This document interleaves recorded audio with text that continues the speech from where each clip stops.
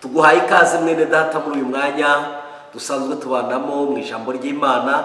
Birashoboka ko bwaba ari ubwa mbere uje ugiye gukurikirana ijambo ry'Imana kuri Duhumurizanye TV, cyangwa se usanzwe ukurikira ijambo ry'Imana kuri Duhumurizanye TV. Imana iguhe umugisha. Niba ari ubwa mbere wakora subscribe, ushobora gukanda ku nzogera ya notification kugira ngo ujye ubasha kwakira ubutumwa uko tubutanze bunyuze kuri iyi channel yacu ya Duhumurizanye TV. Hanyuma ushobora gufashwa ukabisangiza abandi, biremewe kandi mu buryo bwiza bwo kugira ngo tubashe kujya tubagaburira ibyo mwadusabye. Kwandika hasi ukandika comment biba bitwereka ngo mwanyuzwe, ariko kandi mushobora gushyiraho icyifuzo cyanyu kugira ngo tubashe kucyubahiriza. Ndi kumwe n'umutumirwa wacu rero iburyo bwanjye, ni umutumirwa dusanzwe tubana. Imana imumugisha, arabibwira amazina hanyuma tuze gukomeza ikiganiro cyacu. Mugira amahoro ya Kristo Yesu. Ni mwene so ANICET Niyomugabo, umukristo, mfite madamu n'abana. Twongeye kugira umugisha wo kubana kuri Duhumurizanye TV. Dusanzwe tubanaho kenshi, ababimenyereye no ku Mukanguzi TV. Rero amahoro n'ihumure bitangwa na Kristo bibane namwe mu izina rya Yesu. Amen. Imana igumugisha. ANICET urakoze cyane, nishimiye kubana nawe. Amen. Kandi ndabizi bene data bagukurikirana buri munsi bajya bandika bakavuga ngo ANICET aradufasha mu ijambo ry'Imana. Ujye umutugarurira, ujye umuzana, twagize umugisha wabonye akanya ko kuza. Amen. Ndagira ngo uyu munsi tutaza kurambirana, wenda tukizimba mu magambo ko twavuga byinshi, cyane ko dufitanye amateka akomeye. Dufitanye amateka, burya rimwe na rimwe ujye utinya ijambo Yohana yavuze. Yaravuze ngo twiboneye n'amaso yacu ndetse intoki zacu zikamukoraho. Yashakaga kwerekana ubusabane bagiranye na Kristo. Rero nge nawe ubusabane dufitanye ni burebure. Kuva 2012 na 2013 tuziranye, urumva ko imyaka igiye gusaga 10. Dufitanye ubuzima bw'amateka yashize nubwo uyu munsi, kandi nubwo turi kujyamo. Kimwe nshimira Imana uko tugihagaze mu buntu bw'Imana. Ariko ANICET, utekereza ko byoroshye ukurikije ibihe twari turimo? Kuko hari, uretse ko nta mpamvu yari kubidukuramo bavuga ngo ifatika, ariko hari impamvu yari kuduca intege. Imana iratugumana. Urakoze cyane. Kuri uyu munsi ndagira ngo tuze kuganirira aba bantu badukurikiranye muri uyu mwanya, bari kuri televiziyo ya Duhumurizanye TV, ndetse bashobora no kuba ku Mukanguzi TV, kugira ngo baze kuba badukurikirana kuri inyigisho nifuza ko tuganiraho, cyangwa se ijambo ushaka ko dusobanura. Ni ijambo ryitwa gutegereza isezerano. Amen. Cyangwa se kurindira isezerano ry'Imana. Ariko mu buryo bwo kurindira uraza kudufasha kugira ngo bidusobanurire uko aya magambo yo baratandukanye. Tegereza no kurindira, waza kubidufasha iki kugira ngo dutangire abantu bamaze gusobanukirwa icyo kintu, hanyuma tuze gusoma icyanditswe. Gutegereza ni ijambo rituruka kwitegereza. Nta muntu witegereza ibiri inyuma, umuntu yitegereza ibiri imbere.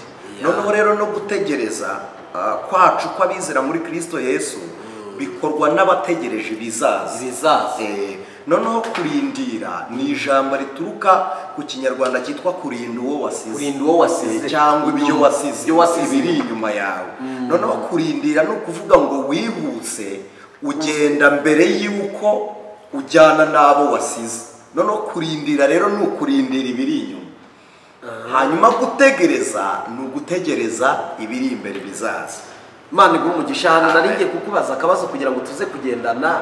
Umuntu ashobora gutegereza isezerano abirebera imbere, kimwe n'uko umuntu ashobora kugenda mbere y'uko isezerano riza, bigamusaba gusubira inyuma. Iyo ageze aho ngaho, hari abantu basize isezerano, ari naho turi burebe mu gitabo cy'Imigani 25:15. Salomo yavuze ngo kwitonda ukarindira byemeza umutware, ngo n'ururimi rworoshye ruvuna igufa. Kwitonda ukarindira ni ukuvuga ngo hari abantu bagiye mbere y'uko Imana ibajyana aho bajya, bakahagera mbere y'Imana. Abantu bakibaza ngo ibyo bijya bishoboka. Reka twibutse abantu ku musozi umwe wa Kaperinawumu, Yesu ajyayo yambuka inyanja yasanze abantu bashyitse ku musozi mbere y'uko Yesu ahagera. Barangije baravuga ngo mwigisha waje hano ryari? Mu by'ukuri Bibiliya avuga ngo bamubonye hakurya, baramubaza ngo waje hano ryari? Abantu bakoresha ubwenge butekereza hakurya ntabwo ari hano, ahubwo hakurya ni hakurya yahura inyuma. Ariko kuko bo bahageze mbere y'uko Yesu ahagera, barumva bari kumwe nawe, ariko ntawe bari kumubona hakurya bakagira ngo ari kumwe nabo. Kuko hari abantu bageze muri bizinesi, hari abageze ahantu runaka Yesu atarahagera, nyamara yari no kuzahabageza, ariko bakijyana. Bene uwo rero wageze ahantu mbere y'uko hagezwa n'Imana, yari no kuzahagera, niwe urindira iby'Imana yavuze ko yego. Ariko ANICET ukiri aho ngaho, uwo muntu ntashobora kuhagirira ibibazo. Exactement, kuko ibibazo hagirira, hari umuntu twakireferaho muri Bibiliya witwa Loti. Loti yari agiye i Kanani, Imana yari imwohereje i Kanani imukura i Sodomu na Gomora, ariko ageze Sowari aravuga ngo reka ngume hano. Abwira Aburahamu ngo ntabwo tugikomezanije. Ni nyuma Aburahamu basigaye ahitwa i Harani burya. Loti ahitamo Sodomu na Gomora, ariko Imana imukura i Sodomu. Gahunda yari Kanani, yazanye n'umugore n'abakobwa babiri. Noneho abwira Imana ngo reka ngume hano hafi kuko aho unjyanye ari kure. Urumva hari aho Imana yamujyana, ahisemo no kugira ahandi aguma. Noneho ubwo agumye aho ngaho, dore umuntu rero Loti yagombaga kurindira, ariko ntibyamukundiye, ahubwo uwarindiriye amasezerano ni Rusi, kuko we yarindiriye amasezerano Imana imugezaho Loti yajyaga, kuko Rusi yashatse muri Kanani aba umugore wa Bowazi, nibo babyaye Obedi abyara Yesayi, abyara Dawidi. Burya niko bigenda, Dawidi abyara Yesu, burya Yesu ni mwene Dawidi. None rero ibyo mwari muvuze ngo ntiwahagirira ibyago 100%, niba ari ikintu tubasengeye bera b'Imana, abantu mukurikiye Duhumurizanye TV, Imana izabarinde kugera ahantu mbere y'uko Kristo Yesu ahagera. Uzi kugera mu rugo Yesu atarageramo, inguma nyine urazirya, ugira inguma zo muri icyo byanze bikunze. Ariko icyiza kindi gihari nuko byanze bikunze azaza. Nicyo kibazo, kuko kwitonda ukarindi byemeza umutwaro. Imana ishimwe. Urakoze cyane. Reka tuze no gusoma muri Yesaya 40 kugira ngo bariho dushingira inyigisho yacu. Yesaya igice cya 40 n'umurongo wa 20, nidushake dore kwa 30. Dore kwa 30 dusomera 31. Abasore b'imigenda bazacogora, yego, baruhe, n'abasore bazagwa rwose, ariko abategereza Uwiteka bazasubizwamwo intege nshya, bazatumbagira mu kirere, bagurukisha amababa nk'ibisiga, baziruka be kunanirwa, bazagenda be gucogora. Amen. Imana iguhe umugisha. Aha niho nshaka ko tuganira. Aba bantu barerekana abasore b'imigenda bazacogora rwose banaruhe. Yewe. None abo bantu kandi nibo bitwa abanyembaraga. ANICET, kuko umugenda bivuze umuntu w'urubyiruko, juste ni cyo gice kirimo imbaraga.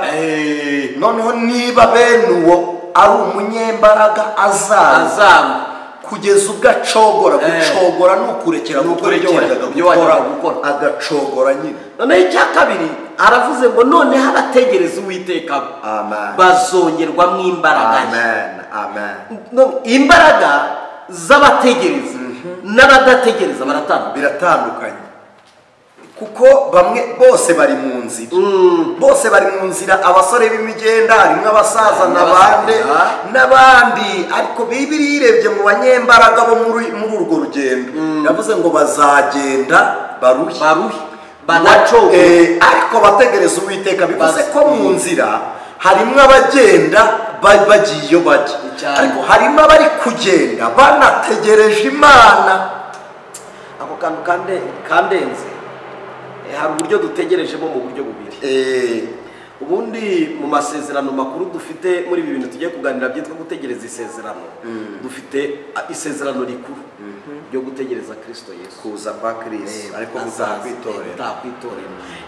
Ntekereza ko umukristo wese yagakwiriye kubimenya, akamenya ko mu masezerano atunze azanatunga, kuko dufite ayo dutunze, dufite aho tuzatunga, kuko kugenda ubana n'Imana ikubwira akantu ku kandi. Amen. Uko ugenda wicuma mu bumana ushaka Imana ikubwira akantu utigeze ubwirwa mbere. Vuga ngo iryo sezerano ubwiwe muri uru rugendo, kuko dufite amasezerano ariko irikuru ni ryo kugaruka kwa Kristo. Amen.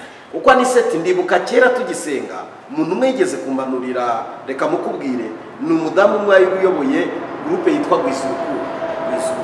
Umudamu wayiyoboraga harya ninde? Sizo bamwita nde twariya fuko bamwita. Sinkimwibuka. Ntabwo nanjye nibuka izina rye, gusa nibuka Papa Benita. Papa Benita na Mama Benita. Hari ubuhanuzi yigeze ampanurira, aribwo ndi uyu munsi. Mushyira ku ruhande ndamubwira nti ntabwo watewe. Koko. Bose kuko urumva ntabwo nari nakumva umuhamagaro kuba pasiteri. Arambwira ngo Imana iravuze ngo uruzaba umushumba ngo uyobore itorero. Nakibaza ko nubwo iwanjye rwananiye nabuze n'ibyo mbaha, kibaza iryo torero nzari iki? Zariyobora gute? Urumva wabuze ibyuha abana, wabuze ibyuha umugore, uri mu butayu bukakaye, umuryango ugezeho wumva wakunaniye atari uko wanze. Hari igihe binanirana inshingano twebwe abagabo dushinzwe mu rugo bikanga bitewe n'ubutayu. Ukareba umugore wari ukwiriye kwambara igitenge cyiza ugasanga yambaye incabari atari uko umwana, akajya kureba akafata ari kwa mugabo, urabona ko nambaye ubusa. Aba bana urabona ko nta n'inkweto bagira zo kwambara, kandi biri mu nshingano za madamu ajya akunda gutanga ubuhamya bw'icyo gihe, niwe uzabusobanura. Noneho ntangazwa no kumva umugore arahaguruka arihanukiriye ngo uzaba umushumba, ngo uzayobora abantu benshi, ngo uzagira ijambo ry'Imana muri we ryagutse. Ndamureba ndavuga ati ariko Mana, uyu nawe umubabarire ntazi ibyo avuga. Imana we Mbese namusaba imbabazi ku Mana, uko naravuze ntiyagiriye yerekwa yakamenye ko nta n'ijambo gifite mu rugo. Ubwo se nzaribona imbere y'Imana nivanye iryo naburiye mu rugo, naburiye imbere y'umugore n'abana bari kujya abandi bakabura igisubizo cyabo, icy'abakristo nzakivana. Urumva ko ibyakunaniye by'abantu batanu gutekereza iby'abantu 1000, urumva apfa kubitekereza bwako. Ariko nicyo ngubwiye, ubwo buhanuzi bwaruze.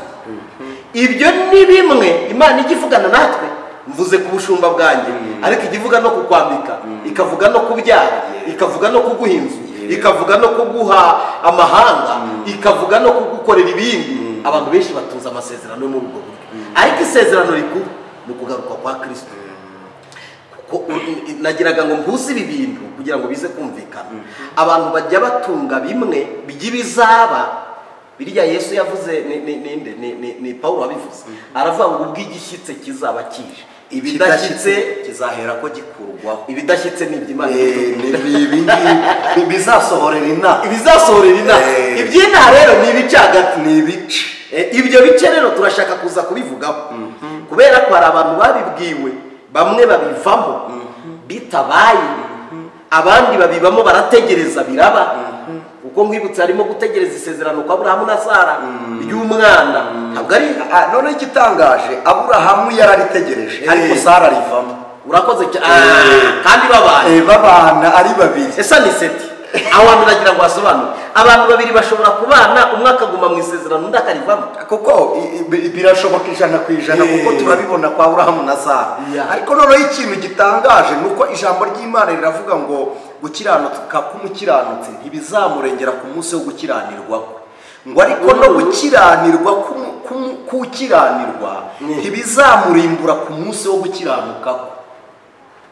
Noneho Bibiliya ikagaruka ku ijambo nashakaga kubihurizamo, ivuga ngo umukiranutsi naho yabumwe, ngo agapfuka amataka ngo ntabaza kubw'amakuba nendaga guteza igihugu, ngo nzamwibuka mukiriza igihugu kubwe. Mu yandi magambo, umwe yagwa, babiri bagwa, 1000 bagwa, umwe yategereza Uwiteka. Haleluya. Mu gihe cyo gusohora kw'amasezerano y'umwe, Imana ikabyutsa n'abandi. Kuko abantu bakurikire Duhumurizanye TV bibuka Isiraheli yaraguye, uretse no kugwa yararambaraye, haboneka abahanuzi 100, Obadiya bahisha mu buvumo, birasobanuye ngo nabo ntibagifite ibyiringiro by'ibizaba, kuvugira Imana Yesu by'ibizaba. Ariko Eliya umwe ari ku musozi Karumeli yabyukije amabuye 12, asobanuye mu yandi magambo utegereje Uwiteka abereye n'abandi humuri, ababera amaso. Kuko gutegereza kwa Aburahamu byatumye abona Isaka, hanyuma gucogora kwa Sara bituma Aburahamu abyara Ishimayeli. Ariko ntibyatumye Imana idasohoza amasezerano kwa Aburahamu, ko Aburahamu yaragitegereje. Imana ishimwe cyane, ubisobanuye neza. Hari ikintu nibaza nshaka ko tuvugaho, uku kudategereza no gutegereza. Ndibuka hari abakobwa Bibiliya ivuga ngo abakobwa, umugani w'abakobwa 10 batanu ngo barategereje, abandi babivamo baragenda ngo barisinzirira. Bariya batanu b'abanyabwenge tubavuge uko Bibiliya ivuga ngo ni abanyabwenge, baje ari abapfu mu buryo bw'umubiri, ariko baba abanyabwenge mu buryo bw'umwuka. Ubusanzwe amasaha yo kuza k'umukwe abazwi, bari bafite na randevu. Noneho bamwe bazana amavuta ntibarizavinga, ntibigeze bazana amavuta ya rezerve ngo bibikire amavuta. Ariko abanyabwenge baza babitsa n'ibyo tandukaniro ryonyine, kuko nureba Bibiliya iravuga ngo umukwe atinze bose barahunikira, bose batangiye guhunikira, bose abanyabwenge n'abapfu barasinzira. Ari abanyabwenge n'abapfu bakanguwe n'urusaku rwo kuvuga ngo umukwe araje. Ari abanyabwenge n'abapfu bari barambiwe, kandi bose ijoro ribagereraho. Kugera ku ijoro birasobanuye ngo ni umusozo w'ibihe. Aricyo gisobanura igihe cy'umusozo w'isi, Kristo azaza, kuko ni ku mugoroba nyine bimeze. Ikivuga ngo ni umugoroba ni ishira ry'igihe, kuko umunsi urangira ni mugoroba. Noneho rero aje ngo asanga basinziriye bose, bakangurwa n'urusaku. Ikintu cyarengeye abanyabwenge, nabo baracanye ngo amatabaza arazima, ariko bafata ku mavuta yo ku ruhande bibikiye bamenamo. Noneho ikibazo gihari rero ni iki: aya mavuta bari kuyajyana he? Kandi amasaha y'umukwe bakwiriye kuzana amavuta mu itabaza agakora igihe cyayo. Bagera ubwo basenga n'amasengesho atari ay'ibyifuzo, basenga yo gusabana n'Imana. Ni bamwe baje baravuga ngo Imana yabikora itabikora nta cyatuma tudasenga Imana yacu. Kabiri, ni bamwe umugore agwa akaguma ahagaze akavuga ngo umugore ntari bugwe, umugabo ngongwe. Ni hamwe umugabo adakizwa, umugore akavuga ngo nge ndakomeza agakiza. Ni hamwe umuryango utunanira, twebwe tukavuga ngo turakomeza gukizwa. Dufite amavuta ashingiye hirya kuri twe personel, ntabwo ari amavuta rusange yabo turi kumwe, nuko twarizavinze izindi mbaraga. Nasomye ijambo riravuga ngo mwivomera amazi azabatunga, azaba ahagije ngo mu gihe cyo kubona. Rero gutegereza Uwiteka, nshuti z'umusaraba, Imana ishimwe. Hari ikintu ushaka kuvuga. ANICET dufite ubuhamya bw'abantu bamaze imyaka 45 bari mu gakiza. Akavuga ngo ngewe kuva nkijije ndashimira Imana ko ntari nasubira iki kintu nyacyuba, kuko ngewe maze imyaka 21 mu rusengero rwitwa ko ndi mu banyamwuka. Mbere nari mu idini ya Katolike, nyivamo muri 2. Ariko wumve kundi by'agakiza ari hatari. Kuva muri 2 kugera muri 2008 nari ntari nagera ku musaraba. Narakijijwe barambatiza, ariko ngumya kuba wundi imyaka 8 irashira. Noneho dore icyo nenda kuvuga rero gikomeye. Umuntu amaze imyaka 40 kuva yakatura Yesu umwami n'umukiza, akihana ibyaha bye, aracyarindiriye kugaruka kwa Kristo n'amasezerano y'Imana yamubwiye. Kuko hari ibintu bibiri nashatse ko tuza guhuza: kurindira Kristo uzaza akima ingoma, itorero rigakurwa mu isi, twarangiza tukajya kwimana na Kristo imyaka 1000. Hanyuma none tukirina Imana ikanasoza bya bindi byiza yagiye ivugana natwe. Hari umuntu uherutse gutanga ubuhamya, avuga uburyo mu gihe cye ahamagara Imana yaramubwiye ngo nzakugirira neza. Agize imyaka 64 uyu munsi. Imana yabimubwiye afite imyaka 28. Noneho akizwa mu myaka 29 rwose. Aravuga ngo kuva mu myaka 29 nirinze icyaha n'igisa nacyo, kugeza uyu munsi ngize imyaka 64. Ati uyu munsi Imana yari yarambwiye ngo izanyubakira inzu igeretse. ati iryo jambo ntabwo najyaga ryumva muri jyewe kuko iwacu zari za nyakatsi gusa zahabaga. Noneho nkibaza uburyo nzagereka za nyakatsi nkazigerekeranya kuko ishusho yamubagamo yari nyakatsi, ubwo yumvaga ko nimugerekera hari nyakatsi zaba zigerekeranye bitewe n'amateka, kuko hari amateka atatuva mu mucyo. Uyu munsi ari muri iyo zigeretse gatatu. Yari arimo atanga ubuhamya avuga ngo ngewe Imana ibimbwira nari mu myaka 30. Uyu munsi risohoye yagize imyaka 64. Bumve iby'inaho burya bitegereje. Ariko uyu mwanya dufite abantu ANICET Imana imaze imyaka 3 ndetse n'imyinshi ivuze. Ibiri cyangwa umwe yarambiwe. Ati jyewe mberutse kumva Imana imbwira ngo izangirira neza, izakora ibi. Atariko mu kimbo cyo kubona ibyo yambwiye ndi kubona ibinyuranye. Ibyo bikamumanura, bikamugusha, akabagezaho yumva yarekura umusaraba. Turagira ngo tuze gukomeza abantu kuko gutegereza harimo igihe kandi kitazwi gihishwe. Ndagira ngo uze gusobanurira aba bantu niki gugaruka kwa Kristo ko bizaba niba atanagarutse nonaha impanda yavuga tukava muri uyu mubiri. Kandi mbibutse ko urupfu narwo n'indi impanda. Burya umuntu akwiriye gutekereza ngo nubwo Kristo atari yaza, nubwo hari ibyo nabwiwe bitari byaba, ariko nejo nakurwa muri uyu mubiri. Bigatuma umuntu ahora ari maso asenga nubwo bitoroshye, kuko hari igihe gusenga byananiye nanjye. Umunsi umwe nkajya njya ku gitanda se ngubwire muki ngashaka yo senga noneho kareba kumva yose narayasenze. Ayo kushima narayasenze, ariko ngumva menshi nari bitarayo kuganya, ariko maze nk'icyumweru cyose nsenga yo kuganya kumva nabyo basi nkabwira Imana ngo Mana ndindire muri iri shuka ndaryamye. Haleluya, amen. Wabwira icyo abantu bameze batyo muri iyi minsi bananiwe gutegereza kugira ngo babashe gukomera muri iki gihe bategereje ibyo Imana yavuze? Umukristo ijambo ry'Imana riravuga ngo umukiranutsi azabeshwaho no kwizera. Ikintu cya mbere gituma tunanirwa gutegereza ni uko dushingira ubuzima ku bizaba dukeneye mu buzima, ntidushingire ubuzima bwacu ku bizaba dukeneye mu bugingo buhoraho. Yesu yaravuze ngo umwana w'umuntu azarinda agaruka, kwifuza bigihari, abarongorwa barongorwa, abakene bagihari.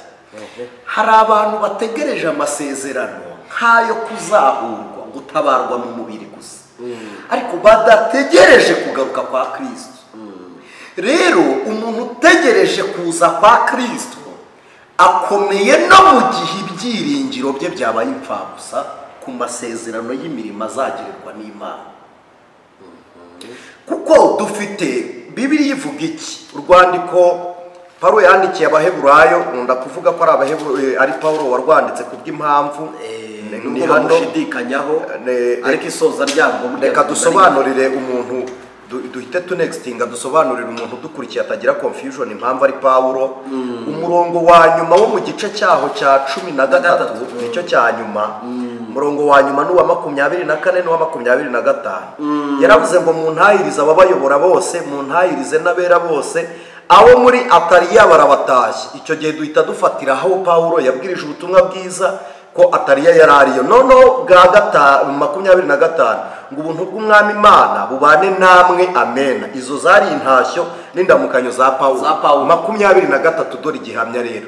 Haravuze ngo ndababwira yuko mwene data Timoteyo, nta wundi bakoranye ubutumwa rero ni Pawulo, kandi ako kantu karabisobanura neza. Ariko na Bibiliya mbere mu 1600 hari handitse ngo ni urwandiko rwandikiwe Abaheburayo. Nabagira iki babihinduye baduhindurira Bibiliya bavuga ngo birashoboka ko ari ngo Barinaba warwanditse, ngo cyangwa ngo nuko ari Luteri wagiye bihamya ngo agira gutyo, ngo niyo mpamvu babifashe gutyo. Dufite ikibazo cyo kumva amagambo aturuka mu bahanga tukayita ukuri yose. Nicyo kibazo tujya tugira kiri gutuma bahindura Bibiliya buri kanya, kandi ni ikibazo. Rero icyo twari tubabwiye mu gice cya 12 cyo gutegereza isezerano, Bibiliya ivuze iki? 12 Abaheburayo iravuze ngo nuko natwe ubwo tugoswe n'igicucu cy'abahamya bangana batyo, twiyambure ibituremerera byose n'icyaha kibasha kutwizingiraho vuba, dusiganirwe aho dutegekwa twihanganye. Igicucu cy'abahamya bangana batya harimo Yobu wabuze ibyo yari yiringiye, akananyagwa ibyo yari afite. Harimo Lazaro wabaye kwa Nyamutunzi arasonza agira inzara, ariko ategereza Imana aravuga ngo nubwo ibi ntabifite ariko muri nge harimo ubugingo. Impamvu tugera ubwo tubura amagambo dusenga nuko dusengesha ibigaragara, ariko ijambo ry'Imana rivuga iki? Umuririmbyi yaravuze ngo ndebesha ukwizera ibiri mu ijuru. Niko na Pawulo yavuze, yaravuze ngo mwebwe ubwo dusiganirwa nk'umukiza azava mwifuza ibiri mu ijuru y'Imana yicaye, kuko ari naho abera basiganirwa. Rero kimwe mu bintu bituma abantu bacika intege zo gutegereza nuko twizera ibifatika by'amaso. Kandi Bibiliya ivuga iki? Iravuga ngo ibitaboneka by'Imana nibwo bubasha bw'imbaraga zayo, ngo kuko ibiboneka ari by'igihe gito naho ibitaboneka ngo bikaba iby'iteka ryose. Ibyo bitaboneka harimo ubwami. Noneho nawe utegereje Uwiteka, nawe urindiriye iby'Imana yavuze, ndagira ngo nkubwire iri jambo nshuti y'umusaraba, iby'Imana yavuze ni bike pari raporo n'iby'izakugirira, kandi bizasohorera inaha ni bitoya pari raporo n'ubugingo tuzabona. Rero ntabwo dukwiye gukurwa umutima naho tutaragera. Ubukene bujya bucogoza abantu. Gusa uravuga ndukubwire, hari umunsi umwe wenda urabukomerezaho. Umunsi umwe hari igihe nigeze ntaha twabuze amafaranga yo kwishyura inzu. No madamu arambaza, ariko se ubu mbigenze nte ko mbona ibintu bikomeye? Ati se mbese ubiye mu rugo iwawe urumva ibintu biba byageze? Noneho ukomeza ubwiriza ubutumwa, ukomeza ubuvugi, Imana nigutabara bigatungana ubasha gutunga umuryango, nzagaruke. Icyo kintu ihe cyari gikomeye, kandi reka nkubwire sindi buze kuvuga ngo ni intege nke. Ibyo ureba biri kuba bishobora kukubuza gukomeza urugendo wari ufite, ariko ni nacyo uri kugarukamo. Ubukene bwagucogoza, urumva ko hari yagiye kuba gucogoza. Ngewe turasenga, ndamubwira nti Imana nikwemerera ubikore. Agiye gusenga, Imana iramubwira ngo komera, ndi bugufi bwo kubagirira neza. Dutahambira ngo ye ubwibivuze iyo ari byo bivuga ntabwo byari kugira imbaraga kuri, ariko ubwibivuze reka dutegereze. Ndashimye uyu munsi nyine iby'uyu munsi nawe wabivuga kuko turahorana buri munsi. Iby'uyu munsi wabihamya, n'ubu ntari kure yanjye urabizi. Ashobora kuvuga Imana ukira mu gacya akavuga ati nukuri ratabara, ariko ubukene bushobora kugira ute ukomeze n'ibindi byacogoza abantu. Bwazacogozwa nica mu ngongo, abasimubwira nibo bazagwa, abazibe bose ntibamugarura mu nzira hisemo ijya mu ijuru. Reka mbwire abantu bateze amatwi duhumurizanye, reka mbabwire inshuti z'umusaraba, umugabo mubana igihe gito mu isi, ariko Kristo tuzabana iteka ryose. Iyo umuntu apfuye bakajya kumushyingura, umugabo agusezerera ku gituro, n'umugore kandi n'umugore agusezera ku gituro akagenda, umwana agusezera ku gituro akagenda, umubyeyi agusezerera bakagenda. Ariko Yesu no mu rupfu murabana. Imana ishimwe. No mu rupfu Kristo Yesu azamo, kandi no mu gihe cy'umuzuko azatwisubiza turi bazima. Niyo mpamvu gutegereza ibyo harimo incamugongo n'ibyo, kandi harimo igitsikamutima gitera umubabaro cyane. Niba ari igikomere kibaho no kugira urugo rubi, niba ari igikomere kibaho no gushora ugahomba, niba ari igikomere kibaho no kugurisha aho wari utuye ugakodesha, gusenyerwa wari wubatse, niba ari igikomere kibaho ngo gusenyerwa wari wubatse. Ibyo bintu bivuna umutima. Ibikomere tugiye tubifite ni ukubura umuryango kandi ureba. Niba ari igikomere kibaho ni ukwiga ugasoza kwiga ukabura akazi, ni ugukora ukabika diplome wanadepoza ukagira ngo ni mitiweli watanze. Reka mbabwire inshuti z'umusaraba, abantu hirya no hino dufite igikomere, ariko niba ari igikomere noneho kirenga ibindi ni ukurambagiza umugeni, wamara kumurambagiza ukamukwa agatwarwa n'undi. ANICET, ibyo bintu uvuze birakomeye. Kurambagiza umugeni wamara kumukwa abandi bakamutwara. Muzi uwo byabayeho ni Yesu Kristo. wadukoye inyabihanga igorogota ku manywa y'ihanga, ariko abantu bakaba bari kudivorusa na Kristo bakamusiga kuko igihe cyo gutwara itorero, igihe cya mariage cyo kugira ngo atware umugeni cyari gisohoye, abantu bakava ku mwami Imana kubera uduhenda utureshya mu gereki hariya turi ku ruhande ngo inzu ni ukuri n'izi, ariko mureke mbabwire amakuba n'akaga biri muri ino si tuti z'umusaraba, dore umuntu birokoka ni umukiranutsi, ko Bibiliya yaravuze ngo ibyago n'amakuba ku mukiranutsi ni byinshi, ariko Uwiteka aho bimukiza muri byose. Kandi Dawidi abivuga neza, akomeza ijambo aravuga ngo ikimenyesha yuko unyishimiye nuko n'umwanzi wanjye Satani, kuko niwe dufite, atazavugiriza impundu kunesha. N'uyu mwanya hari abantu bacogojwe n'amakuba arabacogoje, ariko reka tubabwire ngo tugoswe n'igicu cy'abahamya. Muri icyo gicucu cy'abahamya natangariye umugabo bita Mose wabaye ibwami, akarya igaburo ry'ibwami, bakamwandika mu irangamimerere ko ari umwana w'umwami, yarangiza agatozwa amakuru y'ibwami, akigishirizwa ibwami, akarara mu buriri bw'ibwami, akazamukana igitinyiro cy'uko iwaba ari ibwami.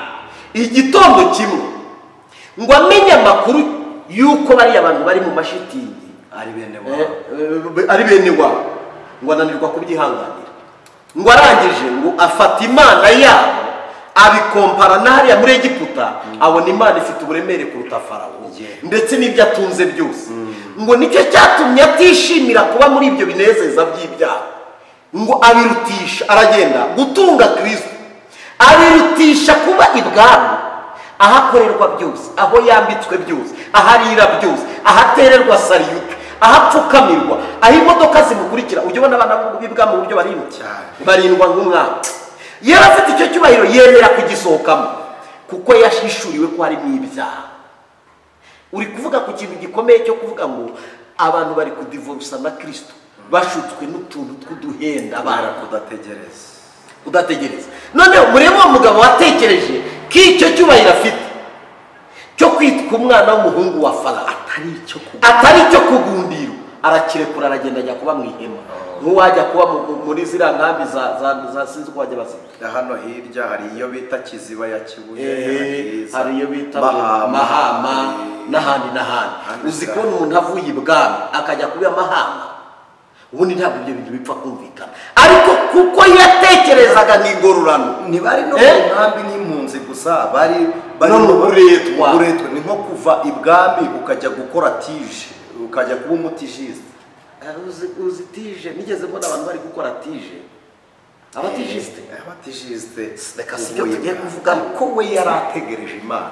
Nicyo kintu yarebaga, ngo yarebaga ingororano azagororerwa. Yesu uzame gutora iwawe mu ijuru, kajya gusingizanya n'abamarayika. Yesu uzame gutora iwawe mu ijuru, kajya gusingizanya n'abamarayika. ANICET, hari undi muntu muri aba bahamya wavuze bategereje, buri gisezerano Aburahamu yategereje ryo kubyara ryamaze imyaka ingahe? 25. Ntabwo ari mikeya, kandi noneho yanarihawe akuze, atari mu gihe cyo gusohorezwa urubyaro. Yagize imyaka 75 arihawe. Aritegereza. Sara yigeze kuvuga umunsi yarabyaye, yaravuze ngo ninde muri iyi si wari kuzabwira Aburahamu ko nzamusaruye azamubyarira umwana ishaje? Ninde muri iyi si? Nta muhanuzi wari kubihanura, yewe n'uwari kubirota ari gukomesha kwakira. Imana irabivuga, Imana ishimwe, irabisohoza. Haleluya. Ngo amaze gukikira Isaka, aravuga ngo ninde mu bahanuzi, ninde muntu wari kuzaza akavuga ko Sara azabyara ashaje nkabyarira Aburahamu. nibutse ijambo Habakuki yavuze, yaravuze ngo nzahagarara ku munara wanjye ngo aho ndindi maze numva icyo ambwira. Uhoraho ariko asobanura ku kantu ngaho ndindira. Apana aho ndindira, naho ndindira ni nk'ibirindiro. none mubiri Imana guhumugisha ni mubirindiro muri position aho ndindira mu rugo rwe aharindi aho niho maze numve icyamwe mu rugo rwe yaba yarukubitiwemo yaba yarusonzeyemo yaba arindira aho ndindira maze numva icyo ambwira. Hari uwigeze yakandika yaravuze ngo naho amashyo yakira mu biraro inzabibu ndize bagahingira ubusa Habakuki yabona Mariya bagahingira ubusa imyelayo ngo naho amashyo yashira mu biraro ngo nta kizatuma ko nishimira umwami wawe, nta kizabimbuza. ariko anise hari imbaraga njya nibaza. Hari umugabo bita Zekariya, ujya umusoma Zakariya na Elizabeth, umutambyi Zakariya bari bameze nkatwe barabatambye ngo yakoraga umurimo we. Hari ibintu bitatu byamurangaga. Icya mbere yari uwo mu batambyi n'ubundi, icya kabiri yari inyangamugayo, icya gatatu bari abakiranutsi mu by'ukuri byose, ngo barindirira Imana mu rusengero. Si wari ukuvuga aho barindira ngo akajya ajya gukora umurimo w'uko bwije n'uko bukeye, ngo bageze mu zabukuru ngo umunsi umwe icyo nkundira Imana ngo bari barabwiwe ko bazabyara. Haleluya. Abo bashakaniye rimwe barabyara baruzukuza. Umunsi umwe ngo agiye gutamba ahandi yahoraga ajya gutamba ngahahurira na marayika. Amen. Buriya hari igihe utegerereza marayika ahantu ukamara imyaka utari wamubona, ariko ntibisobanura ko atazaza. Ntibisobanura ko atazaza. Imana igitanga isezerano ryo mu zabukuru cyane. Arategereza bajya batahana na nuriya mugore we Elizabeth, bakabazanya teze tugeze ingahe, ati 45. Siko bigiye kuba ngombwa ko ducura menopause ko yageze. Kuko abantu igituma tudategereza ni ukubarira Imana iminsi. Wari ubizi ko abantu babarira Imana iminsi? Ubu dufite abakobwa ariko ngo reba Mana ngo ngize 25, ubu hari n'abagize 30. Aririra kuri 25, abandi bageze kuri 40. Hari abakobwa bafite imyaka 40. Kandi n'impamvu babona Imana yaratinze ni uko yavuze bahita bayiha igihe izakorera, ariko yo ntiyatinze kuko ntirarenze igihe cyo gukora kwayo. Umva akoko rwose ubundi kose ni uguha Imana igihe. Niyo mpamvu bari kubona yarakererewe, ariko impamvu y'itaraza ni uko itarakererwa, izi igihe cyo gukora kwayo. Noneho ngo barategereza ngo umunsi umwe yinjiye ngo batangazwa nuko atinze mu rusengero. Burya rero hari igihe uhura n'Imana mugatindana. Abantu ndagira ngo aba bantu turi kuganira nabo kuri televiziyo bige gutindana n'Imana. Iyo utindanye n'Imana ni gwiza imbaraga. Haleluya. Kagubwira iyo ndatindana n'Imana, uyu mwanya izi imbaraga zo guhamya ntazo mbafite. Amen. Iyo ndatindana n'Imana, iyo ndatindana nayo ngo ndindane n'Imana, uyu mwanya imbaraga nkoresha mbwiriza ubutumwa ntabwo mba kibivuga cyane. Kuko wibutse ko hari abadutanze mu muhamagaranize ariko batakiburimo. Hari abadutanze kuvugira kuri kamera ndetse no kuvugira kuri social media, n'abadutanze ku mateleviziyo, n'abadutanze ahantu henshi mwivuga butumwa ariko batagihari. Ninde uzabasha gukomeza urugendo? N'umuntu wihangana agatindana n'Imana. Wibuke Mose yagiye ku musozi agiye gutegereza ngo Imana ivugane nawe, amanuka abwira ubwoko bwa Isirayeli ngo atinze, bananirwa kumutegereza, babwira none ngo rema ikigirwamana. Niho tugeze. Wagira icyo ubivuga? Ngo wa wundi Mose bamaze imyaka abakuye muri Egiputa, Imana imukoreyemo inyanja icitsemo kabiri, abakuriye amazi mu rutare, bariye manu yo kurya, imyambaro ntiyabasasiyeho, ntizabasaziyeho, ariko ngo wose ntituzi icyo yabaye ngo turemere izindi mana. Naroni w'umutambyi arabyemera, arabirema. Mose amugeze imbere yamubashije ijambo ryanteye ubwoba, yaramubwiye ngo ubu bwoko bwagutumeyeho iki butuma ubuteza Imana bene aka kageni. abibaza Aroni. Ni iki cy'abantu bagutwaye cyatuma ubateza Imana ubahemukira mu maso y'Uwiteka? Bera b'Imana, mureke dutegereze Imana twihanganye. Niko Bibiliya yatubwiye ngo abasore b'imigendo bazagenda baruhe, abahanga bo kubwiriza barananirwa, abasenze cyane bajya bananirwa, abafite amamodokari ajya basaziraho karibira zikabura, abafite amazu barananirwa. Imyaka myinshi mu kinyaneho wikirigo navuga uvuze ku mazu, ibi binyagwa byitwa ngo ni ibinogo tugerekeranye, twirirwa turirimba ngo turakomeye, nasanze ari ubusa. Reka ngo urugero, ngewe nibuka mbere muri 1999 nashakaga kuza mu mujyi wa Kigali, nari maze kuba gasore gashaka kujya mu migi, nari nzi ijambo ryitwa City Plaza mu mujyi wa Kigali. City Plaza iriya nyubako iri hariya mu mujyi wa Kigali, City Plaza reka va kwa Rubango. City Plaza yarahitinze kugeza n'ubwo abayobozi bacu bakuru ku rwego rw'igihugu bajyaga bayisohokeramo bakayikoreramo amanama n'ibindi bakoreragamo. Yari iyambere muri ibyo bihe. Uyu munsi si igikoni kizihari cyane, bazongere bayivuge twumve hano. Noneho nicyo kikubwira ngo ibi bintu turirira ni ibintu bihita ubuse nkubwire ngo iki birarangishira nk'uburabyo. None se urebye periode turimo mu Rwanda nta muntu utamenya imbaraga z'Imana cyane. Reba ikirunga cya Nyiragongo ibyo kirimo, reba kuva kuri Nyiragongo ku Gisenyi hasadutse kugera mu mujyi, imihanda iri kugenda isatagurika. Isi ni impfabusa. Salomo yavuze ijambo rikomeye, yaravuze ngo ubutunzi bwitera amababa bukaguruka.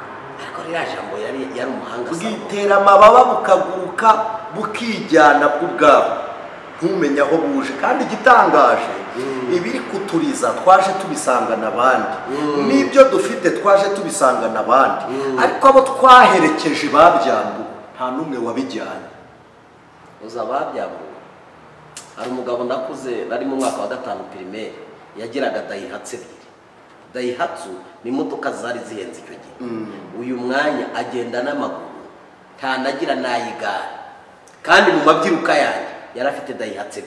Nzu umuntu muri Kigali arimo ashyingirwa, yakoreye ubukwe bibyabuki na reception, yabikoreye mu ndege, yakodesheje indege agenda mu kirere.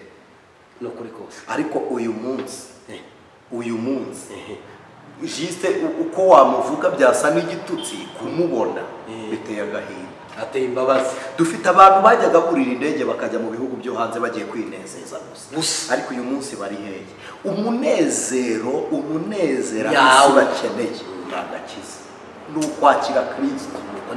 Inshuti z'umusaraba, dusoza abantu mukurikiye Duhumurizanye TV, ndagira ngo ibi mbibabwire bose mw'isi, abakomeye mu butware n'amategeko, abakomeye mu butunzi n'ubukungu, bose bajya bacogora, ariko abategereje Uwiteka bazongera. Bibiliya iravuze ngo bazasubizwamo imbaraga. Maraki yaravuze ngo izuba rizarasa, ngo rizatwika, ngo ariko rizaba rifite gukiza abakirara, ngo rizaba rifite gukiza mu mababa yayo.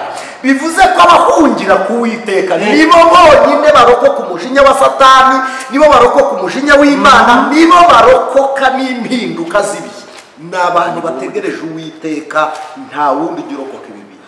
Umva uko Dawidi yabivuze muri Zaburi ya 37 ku murongo 25 havuze ngo iki? Yaravuze ngo mwabategereza Uwiteka mwese, nimukomere imitima yanyu ihumure.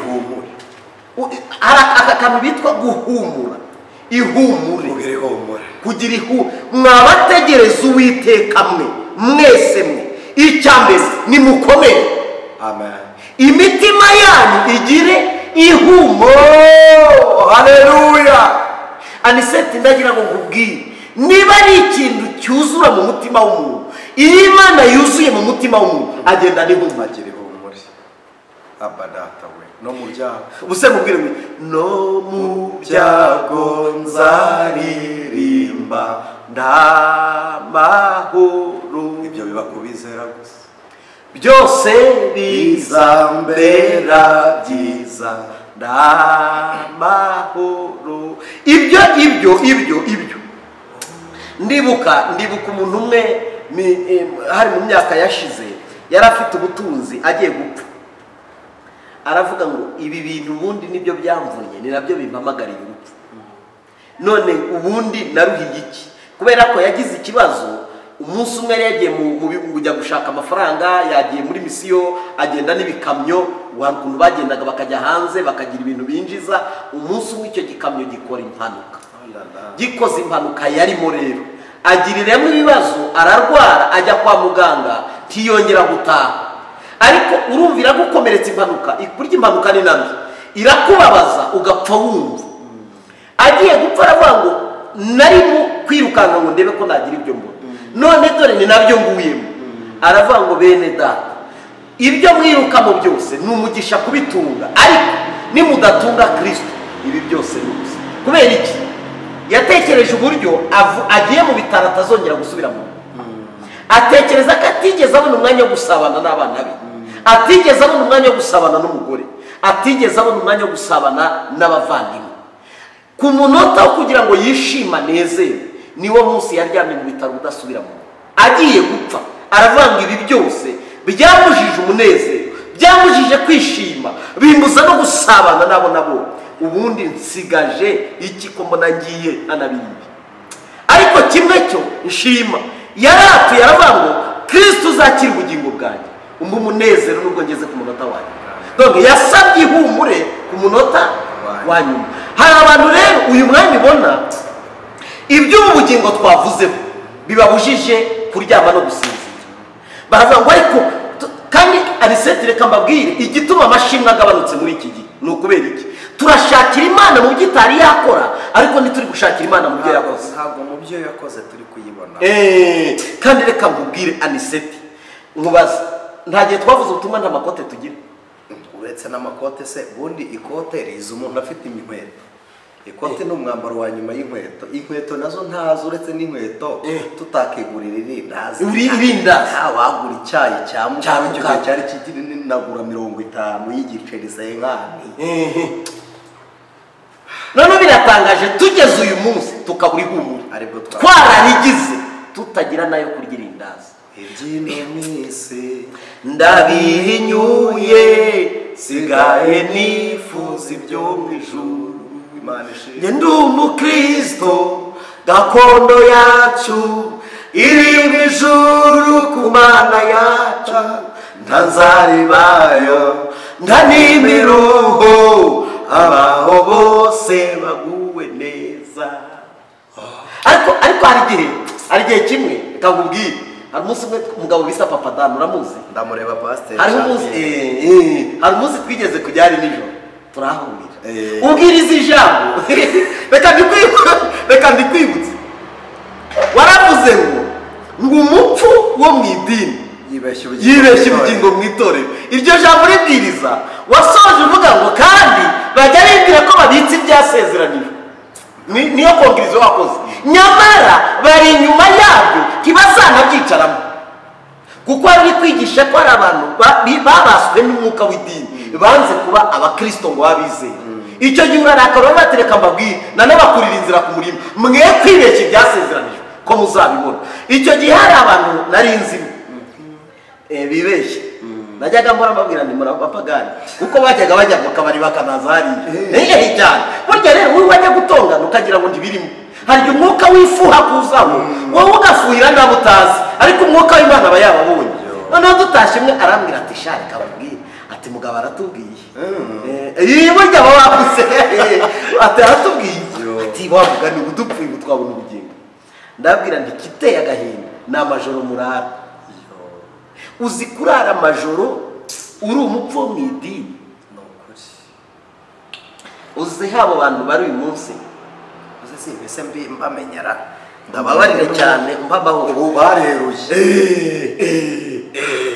None rero ikintu wari urimo uvuga ni ukuri humure ry'abizera Yesu, ry'abiringira Imana, yuzuye kabone naho baba bari kabone naho baba nta biryo bihari, kabone naho baba bari kubasohora, kabone naho baba badafite ibyo bambaye, ihumure ririba rirahari ihumure rirahari ngana ku musozo wavuze ngo n'ubundi dusoze n'ubundi ntituza kubirangiza hari ijambo Yesu yavuze muri Luka igice cya 12:35 habivuga ngo iki 12 yavuze ngo muhore muri maso mutegereje iki kintu bita gutegereza abantu dukwiriye kuba maso cyane. amen.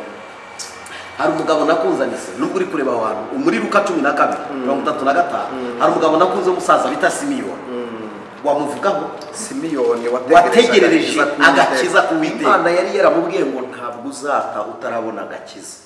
Umunsi yateruye kuri Kristo yaravuze ngo urasezerera umugaragu wawe ntahe ngo kuko amaso yanjye abonye agakiza kawe. Ubundi humure ni Kristo. Ahubwo dore ikintu gitangaje niwe muntu wa mbere wasabye ngo usezerera muri mu buzima dufite abantu bari imyaka 100 kibati oya ati namwe mupfe nubwo mufite imyaka 15 mumba mahoro naho naje ariko niwe muntu wavuze ngo man sezerera umugaragu wawe amahoro kuko amaso yanjye abonye agakiza witeguriye abisirayeli. Arabyatura arabivuga ariko dore ngo ikintu yahoraga ari mu rusengero no mu busaza. Reka nkubwire icyifuzo ngira utumye mvuga intego yanjye ubundi dore ukomeze iyo hatari urusengero bameze nk'ifi yabuze amazi ndapfa tureba jewe ubuzima bwanjye simbabeshya bera b'Imana turi kumwe mudukurikiranye iyo ntari mu muhamagaro iyo ntari kubwiriza mbafite malaria numva narwaye ikindi se waburimo